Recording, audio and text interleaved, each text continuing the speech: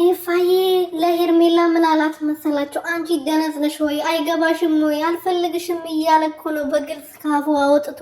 ወንድ ልጅ አልፈልግሽም ካለ ለምን አትይውም? በቃ አይፈልግሽም አይገባሽም ወይ ድንጋይ ራስ ነገር ነሽ ወይ ብሏታል። እንግዲህ እኔ ሳይገባኝ ቀርቶ ሳይሆን አንድ ደቂቃ 2 ደቂቃ እባክህ ኤፍሬም እህት የለህም እናት የለህም እባክህ አንዴ አብርሃምን አገናኘኝ የምነግረው ነገር አለኝ ምስጥር አለኝ የሆዴ ላዋየው ነው ስትለው እንግዲህ አይፈልግሽም እሱ አንቺን ማግኘት አይፈልግም ከሚስቱና ከልጁ ጋር ጊዜ እያሳለፈ ነው ተውት ልጁ ህይወቱን ይኖርበት ብሎ ሲነግራት እንግዲህ እቺ የማይገባት ዱቄት ደግሞ አይገባትም እንግዲህ አገናኘኝ ብላ ስለምነው አያገኝሽም ለአንድ ሰከንድም አንቺን ማግኘት አይፈልግም ብሏታልና አብርሃም ከሀገር ሊወጣ ነው ተብሏል።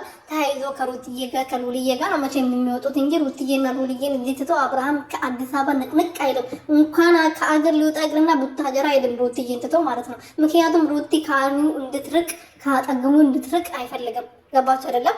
ሰላም ቤተሰብ እንዴት ናችሁ? ደህና ናችሁ ወይ? እኔ በጣም ደህና ነኝ እግዚአብሔር ይመስገን። ከእናንተ ናፍቆትና ሀሳብ በስተቀር ሰላማችሁ በዚህ ትርፍርፍ ይበልልኝ። ለዚህ ቻናል አዲስ የሆናችሁ ሰብስክራይብ፣ ሼር፣ ላይክ እያደረጋችሁ ቤተሰብ እንድትሆኑ በትህትና እየጠየኩኝ እቺ አልቃሻ ዛሬም ደግሞ መታለች። ያው እንደዚህ እየረቃቀሰች ልክ እንደተለመደው ሳላክሶ ያልቅ አበቃ እና ዛሬ ደግሞ አብርሃምን ላገኘው ፈልጋለሁ ተብሏል። አብርሃም ከሀገር ሊወጣ ነው ኤፋዬ ነው ያለው፣ ታምኔቱ ነው ያለው፣ እኔ አይደለሁም ያልኩት እና ማግኘት አንቺ ደነዝ ነሽ ወይ እየነገረሽ አይገባሽም ወይ ያልፈልግሽም ብሎ በተደጋጋሚ እየነገረሽ ነው። አሰሚ ወይስ ባንዱ እየሰማሽ ባንዱ እያፈሰች ነው?